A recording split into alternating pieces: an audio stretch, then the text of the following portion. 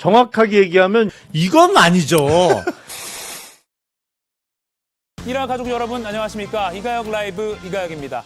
국민의힘의 모호한 결의문을 두고 평가가 엇갈립니다. 장동혁 대표는 여전히 침묵하고 있습니다. 오세훈 서울시장은 선거 후보로 등록할지 명확히 밝히지는 않았습니다. 잠시 후 짚어보겠습니다. 검찰 개혁안을 두고 민주진영 내부의 파열음이 계속 커지고 있습니다. 이재명 대통령이 초과상감과 외과 시술을 언급하면서 여당 강경파를 에둘러 비판했지만 일부 의원들은 여전히 정부와는 수정이 필요하다며 반발하고 있습니다. 역시 잠시 후 토론해보겠습니다.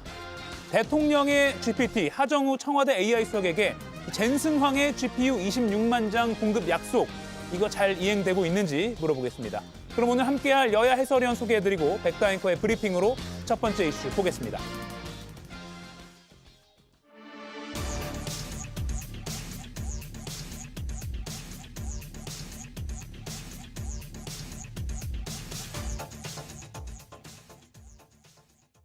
우리 국민의힘 국회의원 전원은 아래와 같이 결의합니다. 다시 한번 국민 여러분께 송구한 마음으로 사과드립니다. 윤석열 전 대통령의 정치적 복귀를 요구하는 일체의 주장에 명백히 반대합니다. 거듭됐던 긴급 의총, 그리고 어제 경론 끝에 나온 국민의힘 결의문. 그런데 어쩐지 결론은 아직인 듯합니다. 진정성 있게 전륜 혹은 윤어게인과의 절연인지는 추후 사후적으로 나타나게 될 조치, 그에 상응하는 행동이 있느냐, 그 부분을 판단을 해야 될 거라고 저는 보고 있습니다. 모두의 시선이 향했던 곳, 정작 장동혁 대표는 끝내 입을 열지 않았는데요. 침묵의 장 대표를 향해 입장 표명을 요구한 전한길 씨. 장 대표의 측근은 이렇게 말했습니다. 대표는 단 한 번도 자신의 입장과 어떤 지지자들을 향한 약속을 깬 적이 없습니다. 결론이 더 대표한테 힘 실어서 국민의힘을 바꿔야 한다가 돼야지. 결의문은 나왔지만 또다시 선택의 기로에 선 장동혁 대표. 이 침묵의 끝에는 무엇이 있을까요? 예, 어제 이 시간에 저희가 속보로도 전해드렸습니다. 3시간 정도의 의원총회가 있었고요. 그 끝에 결의문이 나왔습니다. 국민의힘 106명 의원들이 모두 뜻을 모았다고 하죠. 송원석 원내대표가 대표로 발표를 했는데 어떤 내용이었는지 찬찬히 한번 살펴보겠습니다. 잘못된 12.3 비상계엄 선포로 인해 큰 혼란과 실망을 드린 데 대해서 다시 한번 국민 여러분께 송구한 마음으로 사과드립니다. 윤석열 전 대통령의 정치적 복귀를 요구하는 일체의 주장에 명백히 반대합니다. 당내 구성원 간의 갈등을 증폭시키는 모든 행동과 발언을 중단하고 대통합에 나서겠습니다. 그리하여 다가오는 6.3 지방선거에서 꼭 승리하겠습니다. 예, 잘못된 12.3 비상계엄 선포, 또 윤 전 대통령의 정치적 복귀를 요구하는 주장에 반대한다. 이재용 의원님, 네. 절윤 선언이 명확하게 담겼냐 안 담겼냐 평가가 엇갈리는 것 같은데 어떻게 보십니까? 대한민국도 국민의힘도 결코 과거로 돌아갈 수는 없다. 이 얘기를 했지 않습니까? 저는 그 절윤이라고 생각을 하고요.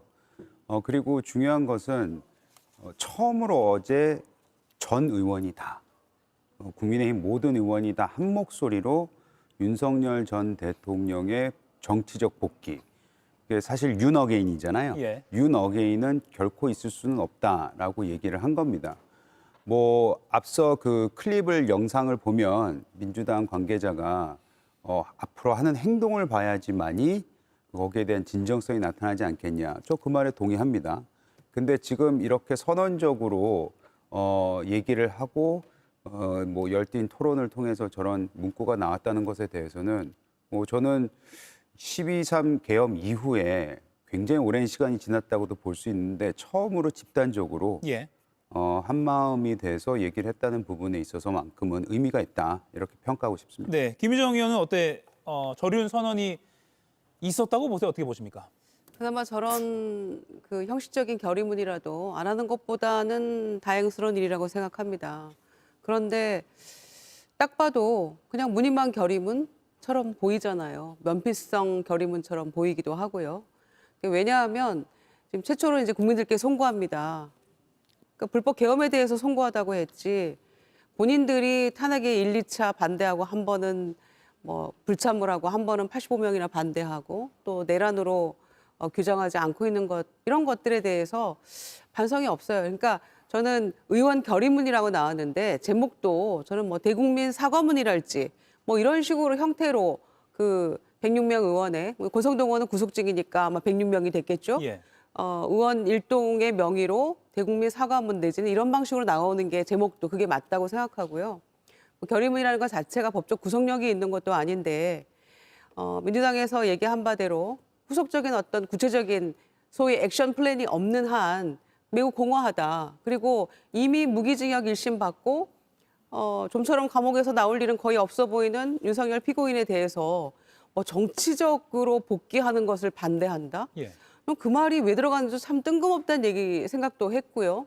그다음에 뭐 당의 통합을 저해하는 다른 얘기하는 사람들도 없어야 된다라는 세 번째 조항과 관련해서도 곧바로 아까 얘기 나왔잖아요. 박민영 대변인이나 장해찬 부원장 같은 경우에는 한 번도 지지층을 배신한 적이 없고 또 뭐 총선까지 공천권을 가져야 된다. 이거는 지금 저 결의문에 담긴 내용하고 완전히 다른 내용 아닙니까? 그러니까 이미 딴소리가 나오고 있는데 거기에 대해서 무슨 조치가 이루어지고 있나요?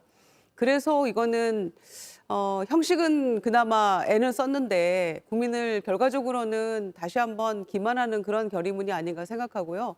적어도 저희가 이 자리에서 누누이 얘기했던 거 있죠. 내란으로 규정하라는 것. 예. 그다음에 윤석열 탄핵 반대 당론이 있었잖아요. 적어도 그거는 폐기한다라는 거 정도가 나와줬어야죠.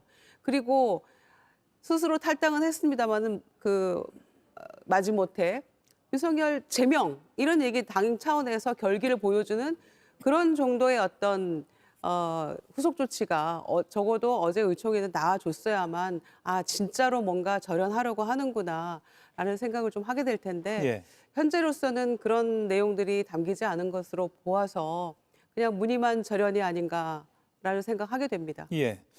시청자 여러분들의 의견도 좀 궁금합니다. 정광재 의원님. 그러니까 이게 좀 저도 어제 이제 라이브로 김병욱 전 청와대 정무비서관 인터뷰 하다가 들었는데 갑자기 윤 전 대통령의 정치적 복귀를 요구하는 주장에 명확히 반대한다. 윤 전 대통령의 정치적 복귀를 주장하는 목소리가 그렇게 컸나 싶기도 하고요. 제가 몰랐나 싶기도 했거든요. 어떻게 보셨습니까? 저는 일단 어제 내놓은 국민의힘의 결의문과 관련해서 예. 이 결의문을 읽으려고 하는 대상들 있잖아요. 네. 정치 지형이 굉장히 고착화됐기 때문에 어떤 내용을 얘기했다고 하더라도 민주당 지지하는 분들이 국민의힘 결의문에 대해서 박수치면서 잘했다라고 평가하긴 어려웠을 거라고 생각합니다. 오히려 민주당 지지자들보다는 아직 표심을 정하지 못한 중도 진영에 있는 분들 또는 지금 국민의힘을 지지하지 않는다고 선뜻 얘기하지 않는 분들 이런 분들에게 주는 메시지 성격이 강했기 때문에 지금 뭐 민주당에 있는 정치인분들이나 그 진영에 있는 분들이 평가하는 것에 대해서 일희일비 신경 쓸 필요는 없다고 생각합니다. 윤석열 전 대통령의 정치적 복귀를 주장하는 사람들 그게 이른바 지금 얘기하는 윤 어게인 세력이에요. 지금 민주당이나 다른 중도에 있는 사람들이 계속 얘기하는 거 뭡니까? 윤 어게인과 절연하라는 얘기잖아요. 그래서 저는 그 윤 어게인의 다른 표현을 윤석열 전 대통령의 정치적 복귀를 주장하는 세력 이런 것이라고 얘기한 것으로 보기 때문에 이 부분에 대한 평가는 저는 결국에는 민주당 지지자들이 할 것이 아니라 국민의힘을 지지하지 않고 있던 사람들 가운데 그래도 이 정도 변화하면은 국민의힘 지지할 수도 있겠다라고 생각하는 사람들을 위한 메시지였다라고 평가합니다. 김은혜 의원님. 글쎄요, 저는 뭐 어제 결의문이 무슨 의미가 있을까 싶습니까? 그런 생각이 듭니다. 결국에 결의문이라고 말로 하는 건 별로 의미가 없는 것이고 정말 의미가 있으려면 인적 청산이 이루어져야 하는 것이죠. 그러니까 어제 결의문이 나온 이후에도 뭐 장동혁 대표에게 총선 때까지 지방선거도 아니고 총선은 지금 뭐 얼마 남은 거예요? 2028년 4월 총선인데 뭐 총선의 공천권을 줘야 한다고 얘기하는 둥 아니면 뭐 당대표에게 더 힘을 실어줘야 된다는 둥의 얘기를 하는 사람 예. 뿐만 아니라 무슨 법원 가서 웬만하면 법원이 정당 일에 개입하지 않는데 그럼에도 불구하고 인용되는 가처분의 대상이 됐던 징계를 내렸던 윤리위원장을 비롯한 이런 사람들 쳐내는 작업이 실제로 이뤄져야 이제 좀 바뀌나 보다라는 생각이 드는 거지. 예. 어제 결의문 발표하고 뭐 내일부터 또 똑같은 행동하면 무슨 의미가 있겠어요? 사람이 결국엔 바뀌어야 하는 것이죠. 근데 예. 바뀌어야 되는 사람 중에 제일 먼저 그리고 가장 중요하게 바뀌어야 되는 사람이 사실은 장동혁 당대표인데 당대표 지금 사퇴하고 새로운 지도부를 꾸리기 선거가 얼마 안 남아서 어렵다고 하면 당대표를 제외한 나머지 당직자들이라도 쳐내고 좀 합리적인 얘기를 하는 사람으로 교체가 돼야겠죠. 예. 이정희 의원님, 국민의힘이시니까 이렇게 좀 질문 드려볼게요. 잘못된 12.3 비상계엄 선포로 말고 그냥 12.3 내란이라고 하고 또 뭐 윤석열 전 대통령의 정치적 복귀를 요구하는 이렇게 안 하고 윤어게인 또는 뭐 윤석열 전 대통령과 절연한다 이렇게 좀 간단하게 명료하게 말했으면 또 이렇게 해석에 분분해지고 뭐 이렇게 저희가 이렇게 토론하고 이럴 일이 좀 적어지지 않았을까요? 좀 더 명료하게 국민들이 알아듣기 쉽게 썼으면 하는 아쉬움 없으십니까? 방송하기가 힘들어지잖아요. 해석 영역이 좀 있어야 되지 않을까요? 아이템을 주시는 거군요. 네. 아니 그게 아니고 예. 그거 너무 그 말 꼬투리 잡는 것 같은 해석일 수도 있을 것 같아요. 왜냐하면 앵커께서 왜 꼭 이렇게 윤석열의 정치적 복귀에 대해서는 얘기가 안 나온 것 같았는데 그 얘기를 왜 한 것 같냐라는 이제 해석을 해주셨는데 윤 어게인을 주장하는 사람이 다시 한번 윤석열이잖아요. 뭐 굳이 여러 가지로 우리가 번역을 할 수 있는데 예. 다시 한번 윤석열이 뭐겠습니까? 나중에 혹여라도 이분들 생각은 무죄 받고 나와서 정치적으로 복귀한다는 걸 의미하는 거 아니겠어요? 예. 그런 의미에서 윤석열 전 대통령의 정치적 복귀를 절대 반대한다라고 얘기했고 거기에는 명확히 반대한다고 얘기를 했고 예. 아까도 말씀드렸지만 대한민국도 국민의힘도 과거로 절대로 돌아갈 수 없다고 얘기했잖아요. 예. 저는 그런 부분이 오히려 우리가 귀담아 들어야 된다고 생각을 하는 부분이고 예. 그리고 아까 이제 뭐 내란 박민영, 장해찬 인사 조치 왜 안 하냐 이런 말씀도 하셨는데 사실 우리가 너무나도 장해찬 또는 박민영 이 두 분한테 귀를 기울이는 건 아닌가라도 좀 생각을 해주셔야 될 것 같아요. 예. 왜냐하면 그들이 무슨 권력이 있습니까? 그들이 무슨 의결권이 있습니까? 뭐가 있습니까? 물론 방송에서 많이 나오면서 인지도 있는 거는 인정을 하겠으나 마치 국민의힘이 이 둘에 의해서 뭐 움직이는 듯한 그런 것은 저는 옳지 않다. 왜냐하면 어제 106명의 국회의원들은 아시다시피 우리가 늘 말하는 개인이 하나하나가 다 헌법기관이지 않습니까?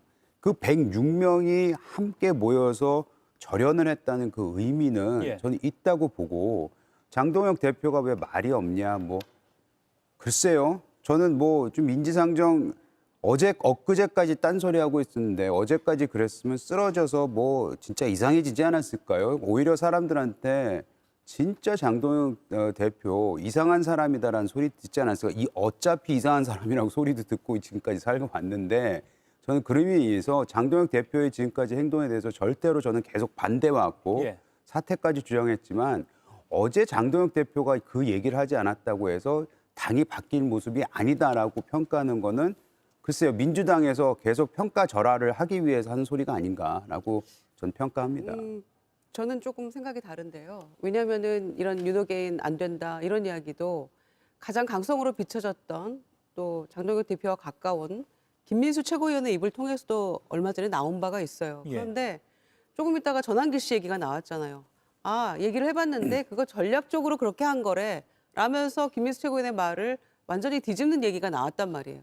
그리고 김재원 최고위원도 그런 비슷한 얘기 많이 했었습니다만 최근에 특히 본인이 경북지사에 출사표를 던지고 현장을 다녀보니 쓴소리 많이 나왔잖아요. 그 본인 동영상 올리기도 했고 그런 걸 통해서 간간히 산발적으로 나오긴 했습니다마는 다 그냥 결과적으로는 유야무야 돼버렸어요. 그런 과정을 저희가 지켜봤기 때문에 결국은 의원들이 106명 명의로 결의문을 냈습니다만 어제 의원총회에서 장동혁 대표는 침묵하고 메모만 했다는 거 아니에요. 예. 왜냐하면은 소위 그 국민들이 뭐라고 얘기하시냐면 윤호개인 세력의 수괴는 장동혁 대표다라는 얘기를 하고 있는데 장동혁 대표가 의총에서 침묵하고 이후에 오늘도 기자들의 질문에 침묵한다면 대표가 바뀌지 않는 한 어제 결의문은 무용지물이라 이 말씀이에요. 법적 구속력도 없기 때문에. 예. 적어도 결의문의 의미가 있으려면 지금 우리가 1번, 2번, 3번 이렇게 해서 결의문을 냈습니다만 이게 제대로 되지 않을 경우에 대표는 어떻게 할 것이다. 대표의 거취 문제까지가 나와줘야 정말 진정성 있게 106명 안에 장동혁 대표도 들어갔던 것이고 이후에 이게 실행이 되지 않을 경우에는 대표가 정말 책임지려고 하는구나. 라는 모습을 보인다면 국민들이 정말 진정성을 이제는 조금 뒤늦게라도 보이려는 것인가? 라고 일부 수긍할 수 있겠습니다만 지금 이거는 결의문 한 장 나온 거 외에는 어떤 후속 조치도 없기 때문에 예.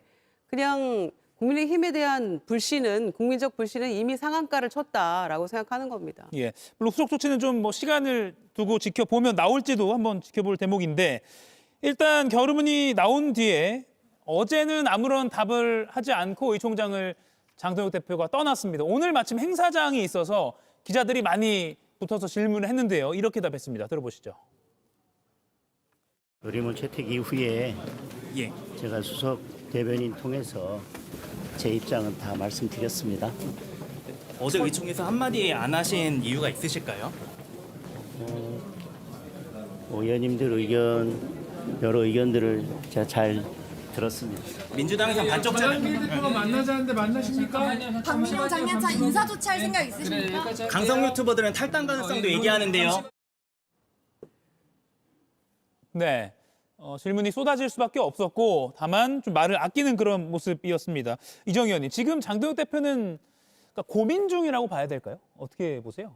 고민 중인 건 둘째치고 예. 곤란하겠죠. 곤란하다. 네. 예. 지금까지 취했던 모습과 그 본인을 포함해서 106명이 된 건데 예. 본인을 뭐 예를 들어서 어쩔 수 없이 한다고 우리가 가정을 한다 하더라도 예.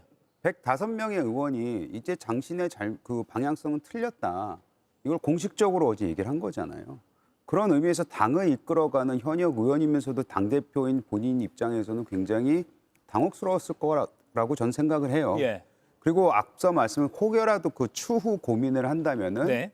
이제 뭐 인사 조치라든지 그런 본인이 해야 되는 행동이라든지 그리고 계속해서 함구할 수만은 없지 않습니까? 그러면 계속해서 본인이 이런 질문에 대한 답변을 명확하게 해야 될 텐데 그런 고민이 있을 수 있겠다라는 생각이 들고요. 마지막으로 저 화면에 나왔을 때 그 예. 기자가 뭐 강성 유튜버들이 떠난다 이러더라.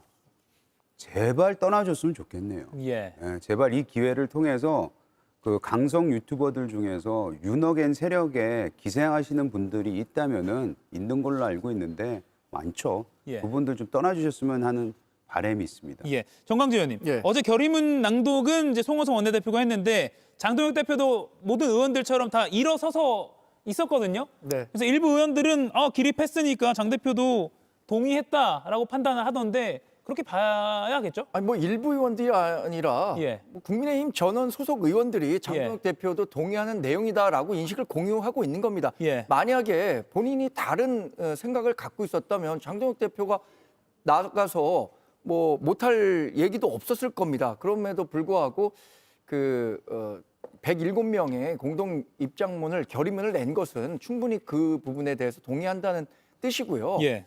장동혁 대표 굉장히 곤란한 상황이겠죠. 뭐 여러 가지 정치적인 환경을 고려했을 때 본인을 당 대표로 만들었던 사람들에 대한 배려 안 할 수 없었을 겁니다. 저는 뭐 예를 들어서 잘못된 비상계엄 선포다 이런 것들에 대해서 왜 내란이라고 하지 않느냐 이렇게 얘기를 하시는데 가치 중립적인 표현을 썼다고 생각해요. 어차피 우리 당을 지지하는 사람들에게도 상처를 주지 않는 표현, 그런 정제된 표현을 썼기 때문이지 그것에 대해서 뭐 내란을 인정하지 않는 거냐 이런 식으로 문제를 제기한다면 자꾸만 우리 당도 줄어들고 또 반대 진영에서는 우리가 무슨 말을 한다고 하더라도 그것을 기꺼이 받아들일 준비가 돼 있지 않다고 생각하거든요. 예.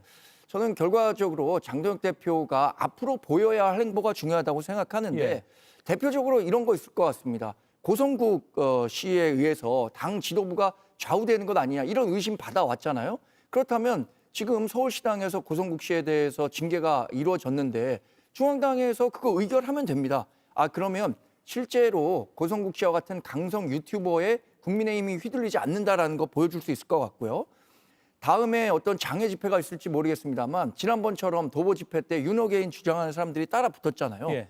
그런 사람들에게 다음 장애 집회 때 여러분들이 우리 국민의힘에 활동할 공간 없습니다라고 명시적으로 보여준다면 지금 제기되고 있는 다양한 불편한 시각들을 불식시킬 수 있을 것이라고 생각하기 때문에 어제 나온 결의문에 대해서 당장 아무것도 하지 않는다라고 체근하기엔 이르다라는 말씀만 드립니다. 예.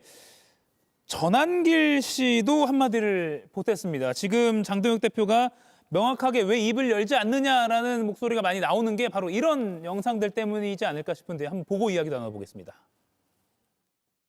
국민의힘은 오늘 106명이 나서서 윤석열 대통령 절연하겠다고 그래 잘 가라. 장동혁 대표님도 그만 같이 그만 더불어민주당 이중됩니까? 입장을 분명히 밝혀주십시오. 장동혁 대표가 당대표 전당대회 때 뭐라 그랬습니까? 윤석열 대통령 탄핵 반대한다. 그 덕분에 우리가 당원들이 장 대표님을 당대표로 뽑았던 거 아닙니까? 오늘 드디어 이제 뒤통수 세게 맞았습니다. 장동혁 대표님께서 106명과 뜻을 같이 해서 절연하겠다면 절대로 장동혁 대표를 지지할 수가 없다는 걸 미리 말씀드립니다. 김영남 의원님, 지금 전한길 씨도 아까 보니까 입장을 분명히 밝혀주십시오라고 전한길 씨도 입장을 밝히라고 장동혁 대표에게 촉구를 하고 있네요. 지금 어제 결의문에 대해서 입장을 밝혀라. 전한길 씨도 입장 밝혀라. 어쨌든 장동혁 대표는 지금 입장을 밝혀야 되는 상황이 됐네요. 그렇죠. 그러니까 이른바 윤어게인 세력과 내지는 당의 정상화를 요구하는 세력 간에 아슬아슬하게 외줄타기를 하는 거는 현실적으로 불가능해 보이고요. 이제는 현실적으로 어느 한쪽을 선택할 수밖에 없는데 그동안은 윤어게인을 같이 해왔죠. 여러 인사를 통해서 아니면 윤어게인 세력이라고 볼 수 있는 사람의 말대로 당의 인사가 됐던 앞으로의 이루어질 공천 작업까지 다 그쪽에서 좌지우지하는 거 아니냐라는 의혹이 살 만큼 한쪽으로 확 쏠렸었는데 그래갖고는 대중정당 내지는 명색이 제1야당의 국회의원 의석이 100석이 넘는 정당의 당대표직을 유지하기는 어렵거든요. 그러니까 당대표 선출된 이후에 본인이 뭐라고 했어요? 매일 1도씩 우클릭하겠다는 취지로 얘기를 했잖아요. 그것만 실천했으면 지금 이렇게 공궁한 처지에 장동혁 대표가 처하지 않았을 텐데 당대표 선출 직후에 했던 얘기하고 거꾸로 가버렸단 말이죠. 그러니까 이제는 하나를 선택을 해야 돼요. 근데 본인의 그동안의 지지 세력 내지는 당대표를 둘러싼 모든 인사를 그냥 윤어게인 세력을 채워놨기 때문에 힘든 건 사실입니다만 여기서 정치적 생명을 걸어야 되는데 과연 그런 정치적 선택을 과감하게 할 역량이 될까? 저는 좀 회의적입니다. 장동혁 대표 개인에 대해서. 1도씩 좌클릭한다고 했었죠, 그렇죠? 좌클릭한다고. 아까 우클릭해서 360, 180도 하면 또 좌클릭 효과가 있겠지만요. 아무튼 큰일 날 말씀을. 한동훈 전 대표는 그럼 어떻게 될 것인가가 좀 궁금합니다. 김유정 의원님. 한동훈 전 대표 복당 가능성, 물론 이제 장동혁 대표가 단계적으로 입장을 낼지, 큰 변화를 할지, 큰 변화라면 이제 한동훈 전 대표가 복당할 수 있는 기회를 열어주는 것, 이렇게까지도 상상은 가능한데 현실적으로 어떻게 보십니까? 현실적으로는 본인이 죽이 되든 밥이 되든 뭔가를 하겠다라고 했으니까 이번 지방선거와 함께 치러진 재보궐선거에 어디든 출사표는 던질 거라고 생각을 합니다. 그런데 지금 어제 결의문에서 당내 갈등을 증폭시키는 어떤 발언도 자제한다. 이 세 번째 결의문 아니었습니까? 그런데 지금 전한길 씨 같은 경우에는 책임당원이잖아요. 그런데 지금 진짜 절연하겠다라는 것이냐. 그럼 나 지지 안 한다. 아니 당원 제명해야 되는 거 아닙니까? 제명해야죠. 그래야만 어제 결의문의 진정성이 보이는 겁니다. 이건 굉장히 쉬운 일 아닌가요? 윤리에서 징계하면 되는 거예요. 그리고 24명 원외 당협위원장에 대해서 장동혁 대표 사퇴해라. 이거 했다고 지금 징계 절차 밟고 있는 거 아닙니까? 그러면은 그것도 철회하는 게 맞겠죠. 그러니까 결의문에 따라서 뭔가 거기에 부합하는 행동이 이어지는 게 그게 진정성이 있다 이런 예. 말씀이고요. 한동훈 대표 같은 경우에는 어제 이를테면 적어도 이제 의원들끼리 조금 합의가 된 내용만 결의문에 담았다라는 얘기가 나오더라고요. 그러니까 이를테면 한동훈 전 대표에 대해서 징계한 거, 제명한 거 철회한다랄지 뭐 그 몇 가지 얘기들이 있었는데 그거는 합의가 전적으로 다 되지 않았기 때문에 그 부분들은 빼놨다 이렇게 얘기를 하고 있어요. 그러니까 적어도 아까 정광재 그 위원 말씀하시기를 가치중립적인 표현이다 이런 얘기 했잖아요. 그러니까 불법 계엄은 뭐 잘못된 것이다. 내란이라고 규정을 해야죠. 왜냐하면은 내란 재판에서 1심에서 내란이다라고 규정했고 그 전에 나왔던 관련 재판들도 내란이라고 분명하게 다 규정을 하고 있는데 내란을 내란이라 부르지 못하는 그 의원들의 106명의 결의문이 무슨 소용이 있겠어요. 그거는 국민에게 석고대죄하고 이런 마음으로 지금 결의문을 냈다는 것인데 그렇다라면 그 결의문에 왜 가치중립적인 얘기가 들어가야 됩니까? 그거는 지금 전한길 씨 같은 그런 강성 지지층, 극우 유튜버를 포함한 이런 그 당원들의 어떤 그 심기를 고려해서 예. 나온 표현인데 그러니까 진정성이 없다는 얘기하는 것이고요. 한동훈 전 대표야 지금으로서는 뭐 지방선거 전에 이런 분위기라면은 복당이 가능하겠습니까? 어차피 지방선거 이후를 뭔가 도모를 해야 될 텐데 네. 그렇다라면 본인이 분위기를 잘 봐서 좋은 곳에 당선 가능한 곳에 가서 출사표를 던지고 하는 방법밖에 없겠죠. 그런데 죽밥 얘기 계속 하는데 이러다 저러다가 또 출마 안 한다는 얘기 나오면 정치적 미래는 없는 것이기 때문에 이번엔 어디든지 반드시 가서 살아 돌아올 방안을 국회로 다시 들어오는 방안을 고민을 해야겠죠. 예. 저 짧게만 정의원 의원님. 말씀드리자면 내란이라고 하는 표현에 대해서 우리 당 지지자들이 갖고 있는 어떤 트라우마 이것도 고려를 해야 한다고 생각합니다. 저는 언젠가 역사는 분명히 이것에 대해서 내란이라고 평가할 거라고 생각합니다. 그러나 상처가 나고 딱정이가 지고 또 새살이 나기까지는 일정 정도 시간이 필요하거든요. 저는 뭐 윤석열 전 대통령을 지지하지 않는 사람들 또 국민의힘을 지지하지 않는 사람들은 이미 내란이라고 다 규명하고 비판할 수 있다고 생각합니다만 국민의힘을 지지하고 윤석열 전 대통령을 지지했던 사람들은 그 상처가 다시 아물어가는 과정에서 그런 것들까지 정치적으로 배려하지 않을 수 없다라는 측면에서 이런 가치 중립적인 표현을 썼다고 생각해요. 저는 역사적으로 그것이 뭐 달라질 거라고 생각하지는 않습니다. 예. 뭐 최소 3번의 1심 재판에서 뭐 각기 다른 사건이지만요. 내란이라는 성격 규정이 있었기 때문에 이걸 왜 주저하느냐라는 반론도 또 가능할 것 같긴 합니다만 뭐 국민의힘 지지자들 또는 그런 트라우마를 생각해서 좀 중립적인 표현을 썼을 것이다라고 추정을 해주셨습니다. 이재용 의원님, 다시 한동훈 전 대표 이야기를 해보면 지방선거 전에 한 전 대표가 전격적으로 복당할 가능성, 뭐 장동 대표의 또 최고 그 지도부의 결심이 있어야 되겠습니다만 어떻게 보세요? 전 거의 불가능할 거라고 봐요. 한동훈 전 대표가 복당을 하는 것은 지방선거 전까지는 최소한 예. 불가능하다고 보고 오히려 지금은 한동훈 대표가 본인이 밖에서 본인의 정치적 이런 그 길을 찾아가는 것이 본인한테도 도움이 되지 않을까라는 생각이 듭니다. 그것이 뭐 어느 지역구에 출마를 한다든지 그 어떤 정치적 모습으로 지방선거에서 보여줄 수 있을지는 모르겠으나 지금 당장 복당하는 것은 글쎄요. 본인한테도 지금 모멘텀이 오히려 사라질 수도 있는 것이고요. 우리 당도 많은 분들이 그때 한동훈 전 대표를 출당시키면 안 된다. 뭐 저도 같은 목소리를 내긴 했지만 예. 그 안에는 그만큼 한동훈 전 대표에 대한 애증이 있습니다. 그래서 그런 것들이 다 정리가 되기 위해서는 시간이 좀 걸리는데 이번 지방선거 전까지만큼은 아마 복당하기는 쉽지 않을 것 같다. 또 본인이 원하지 않을 수도 있어요. 예. 그런 부분에 대해서는 저희가 지금 논의할 필요는 없다고 생각합니다. 오히려 국민의힘의 혼란한 상황이 한동훈 전 대표에게는 뭐 반사이익이 좀 있을 수 있는 부분도 있으니까요. 뭐 그럴 수도 있고 예. 아니면은 우리 당이 더 혼란스러워질 수도 있는 것이고 예. 그런 여러 가지 정무적 판단을 했을 때 정치적 판단을 했을 때 지금은 시기상조다. 뭐 그렇게 생각할 수도 있는 부분이 있을 것 같아요. 예.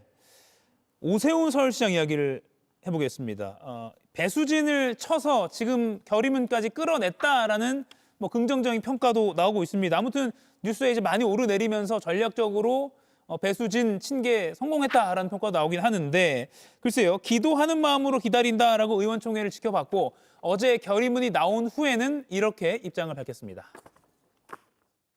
선거를 치를 수 있는 최소한의 발판이 마련된 셈입니다. 당과 의논해가면서 그리고 오늘 결의문이 어떤 방법을 통해서 실천되어 나가는지를 지켜보면서 당과 소통하면서 또 의논해가면서 결정할 문제라고 생각합니다. 김용남 의원님, 네. 선거 치를 수 있는 발판이 마련됐다고 했거든요. 예. 발판. 이제 딛고 일어선 정도다. 근데 신청하겠다는 말은 안 했어요. 어떻게 보세요?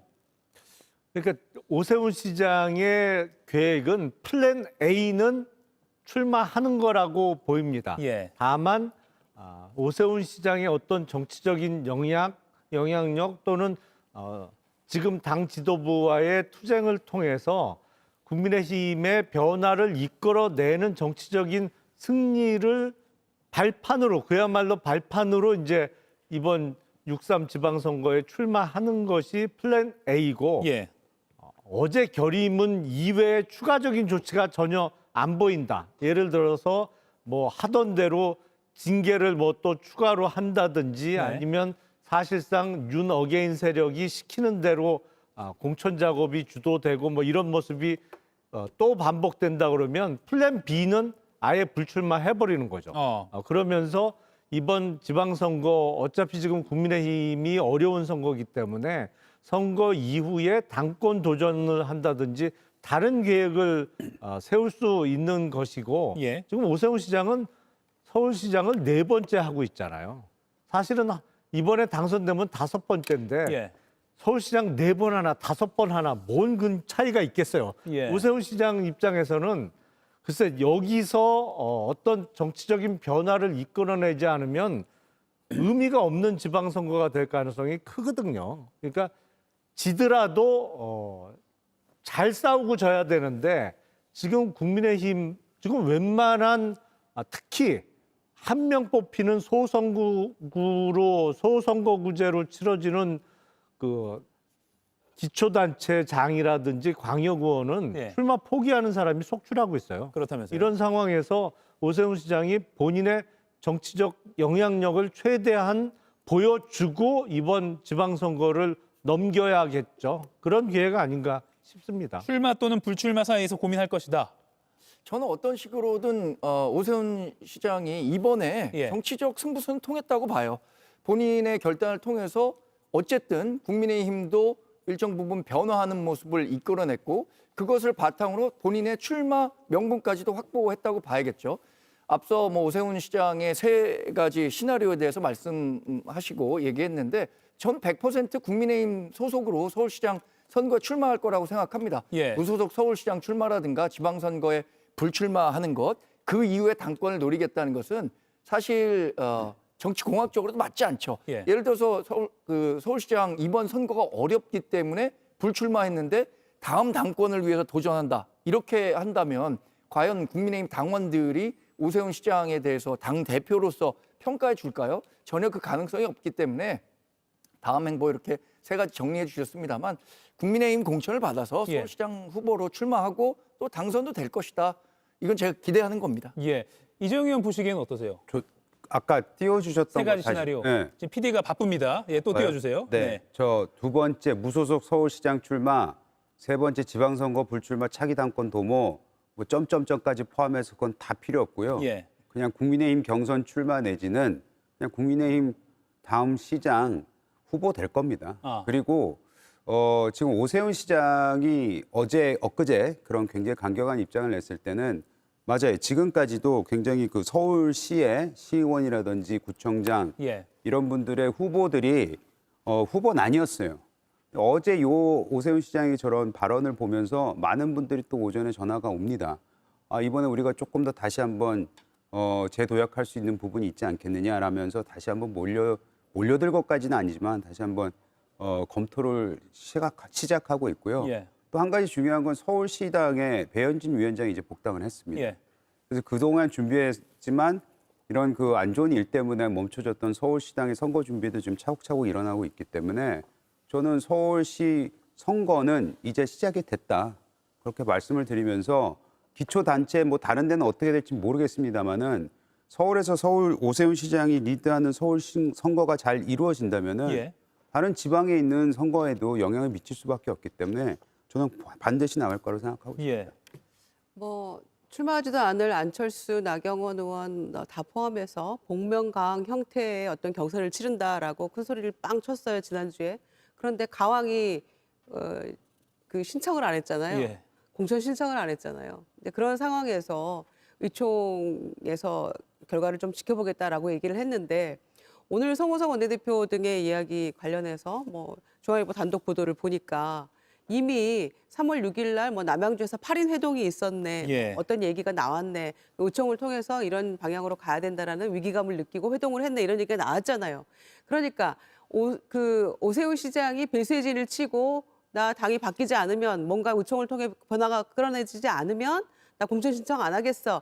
라는 말이 굉장히 무색해져 버린 거예요. 그래서 성호성 원내대표의 주장은 뭐냐. 오세훈 시장이 그렇게 요구해서가 아니라 우린 이미 3월 6일부터 다 계획이 있었어. 예. 그 전부터 얘기가 됐던 거야. 이렇게 얘기함으로 인해서 오세훈 시장이 사실은 배수진을 쳤니, 통했니 이런 게 지금 굉장히 의미가 없어져 버렸단 말이에요. 깎아내려 버렸단 말이에요. 예. 당에서. 그런데 나온 결의문 내용조차도 뭐 굉장한 거 없어요. 이를테면 그 장동혁 대표가 1심 끝에 무죄 추정의 원칙을 철회한다거나 혹은 뭐 부정선거 관련해서 전환길 씨에게 화답했던 내용도 그거 사실은 말 안 되는 거였으니까 철회하겠다 이런 내용도 없단 말이에요. 굉장히 중요한 포인트들이 다 빠져 있는 결의문 보고 이 정도면 됐으니까 공천 신청할게요. 이렇게 하는 것은 소위 굉장히 모양 빠지는 그런 모습이기 때문에 오세훈 시장도 며칠은 더 고민하겠죠. 그러나 결론적으로는 공천 신청할 것이고 예. 아마 후보가 되겠죠. 저는 그렇게 판단합니다. 예. 한 말씀만 예, 드릴 것 같아요. 김희정 의원님이 말씀하신 부분이 있었던 것 같아요. 근데 이렇게 생각하셔야 돼요. 오세훈 시장은 이미 벌써 지난주 금요일 말씀하시는 것 같은데 그때부터 이 당에서 이런 상황에서 과연 등록을 해야 되는지 말아야 되는지 고민이 있었을 겁니다. 그거를 보고 그거를 감지하고 당내 지도부가 이렇게 모였다는 것 자체, 예. 남양주에서 모였다고 하는데 그 모였다는 것 그 자체, 본인들이 지금까지 끌고 왔었던 선거의 주장이 틀렸다는 걸 인정을 한 거예요. 불난 거예요.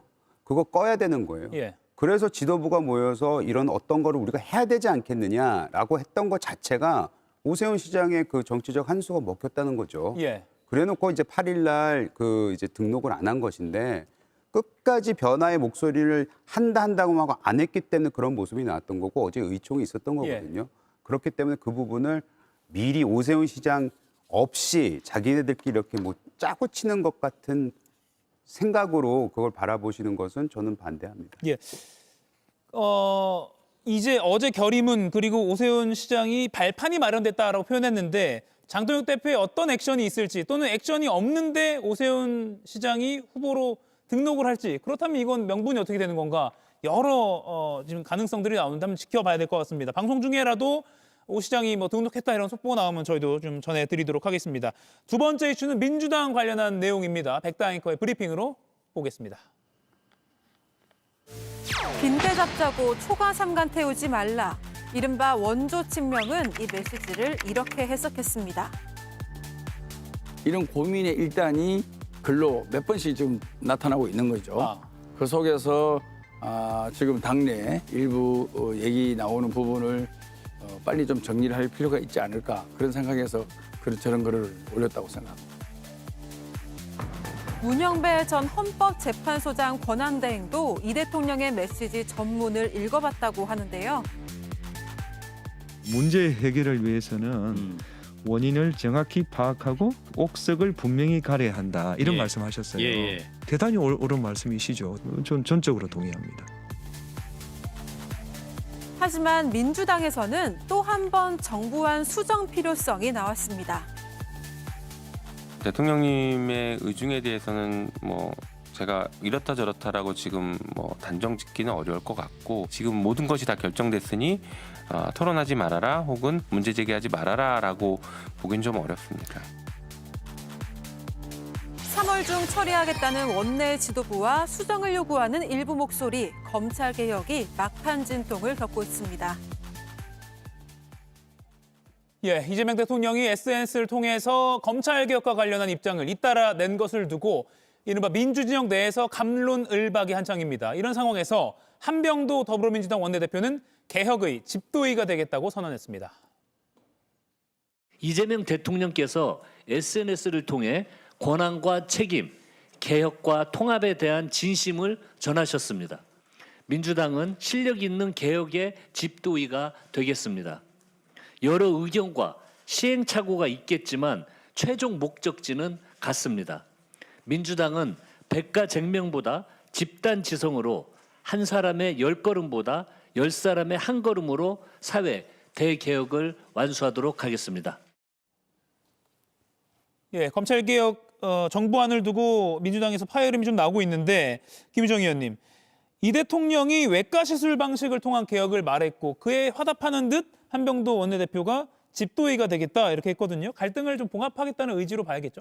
네, 그렇게 보입니다. 예. 더군다나 원내대표가 개혁의 집도의가 되겠다라고 얘기를 했기 때문에 예. 저는 아마 이 부분은 지금 뭐 표면적으로 굉장히 뭔가 갈등이 커진 양상으로 보입니다만은 예. 얼마든지 논의를 통해서 조정이 가능한 이야기라고 생각하고요.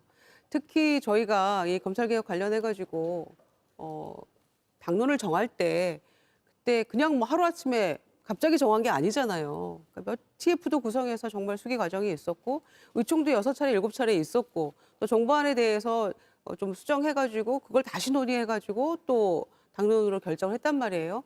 다만 이제 그 당론 결정을 할 때 향후에 어떤 기술적인 부분이나 미세 조정할 수 있는 그런 부분들은 원내와 법사위가 논의한다. 이제 그런 조항이 있었는데 그런 부분에 대해서 다시 지금 김용민 간사나 추미애 법사위원장은 완전히 이거 이대로 가서는 안 된다라고 얘기를 하고 있기 때문에 그러면 당론을 뒤엎는 얘기잖아요, 이거는.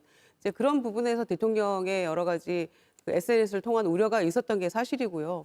하루아침에 갑자기 뭔가 뭐 지시를 받아서 이 나온 그 의총의 어떤 당론이 아니기 때문에 예. 저는 이거를 갑자기 이제 뒤엎어서 하려는 근데 그런 모습으로 비춰지는 것은 상당히 국민들에게도 불안감을 줄 수 있다고 생각하거든요. 예. 어떤 집권 여당으로서의 안정감도 줘야 될 필요가 있는 것인데 그래서 대통령의 어떤 이런 그 고뇌에 찬 글들이 당의 지도부에게도 저는 그 진심이 전달이 된 거라고 생각하고요.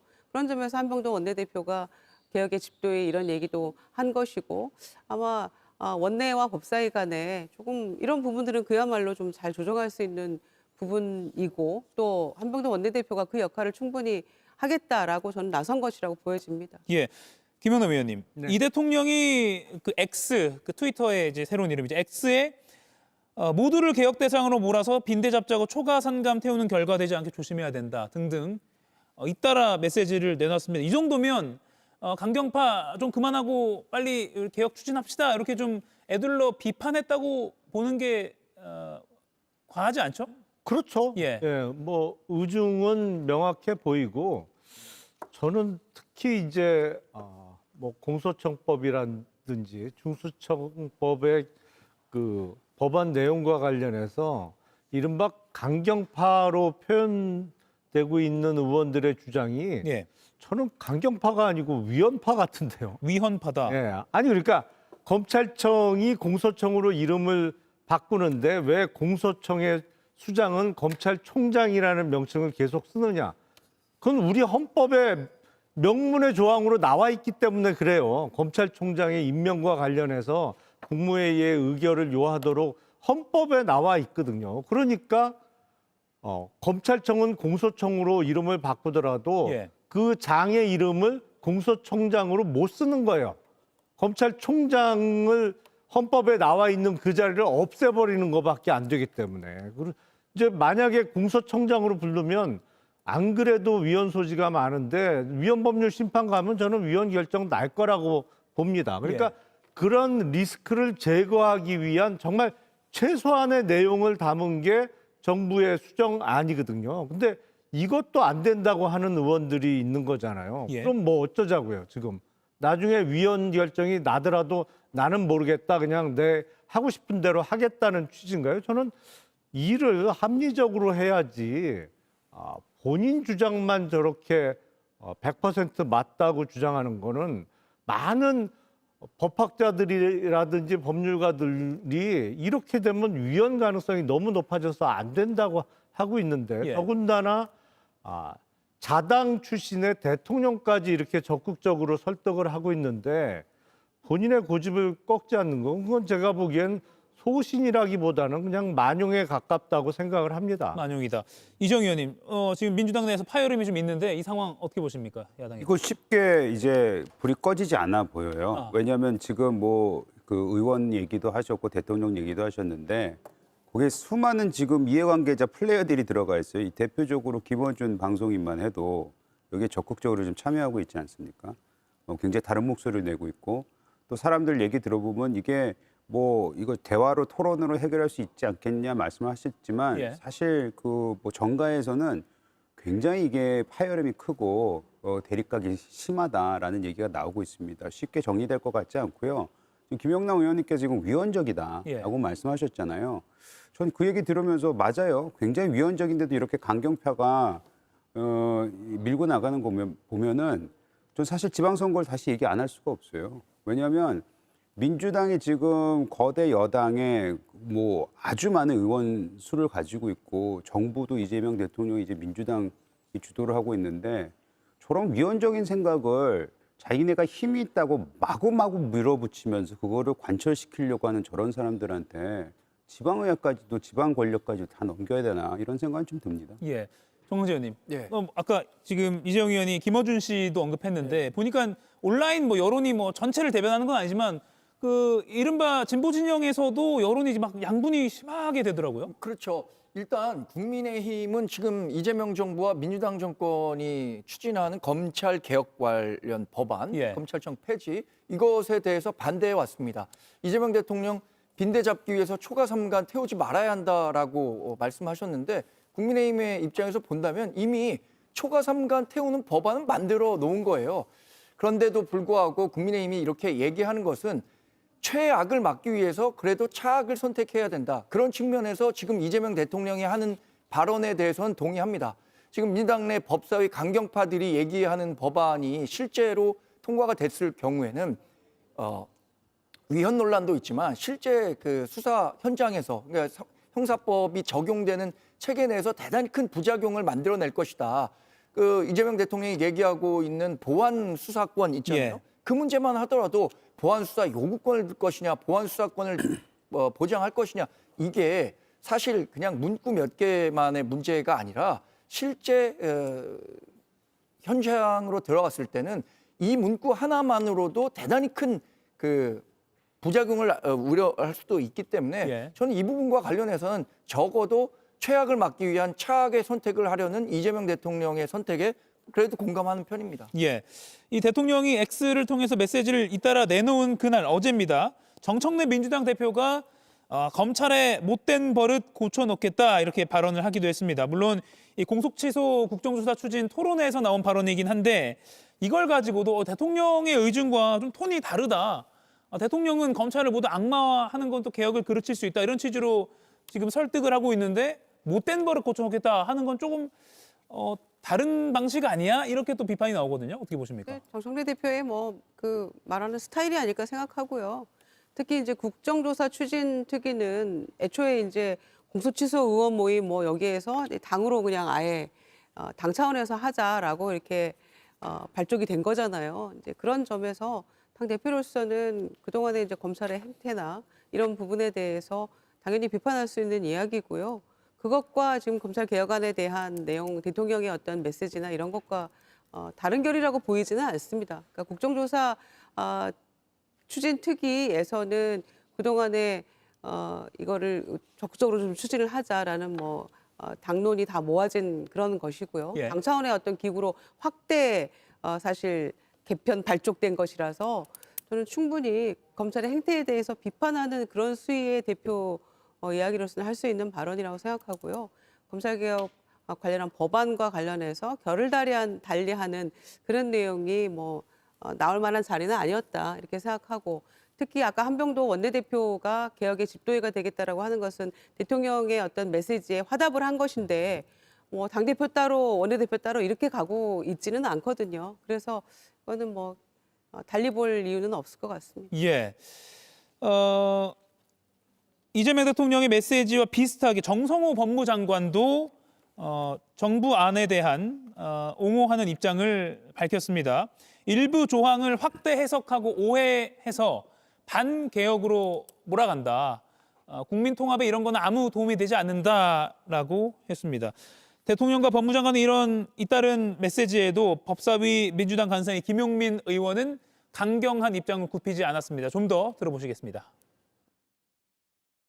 지금 정부에서 내놓은 검찰개혁안이 이대로 만약에 시행이 된다라고 하면 검찰개혁의 취지를 오히려 훼손시키고 굉장히 큰 위험성을 내포하고 있다. 그러니까 이게 반개혁으로 몰아간다라는 것은 동의할 수 없고 국민의 개혁에 대한 기대치를 충족하지 못했다라고 우리가 얘기하는 게 더 정확한 표현일 것 같습니다.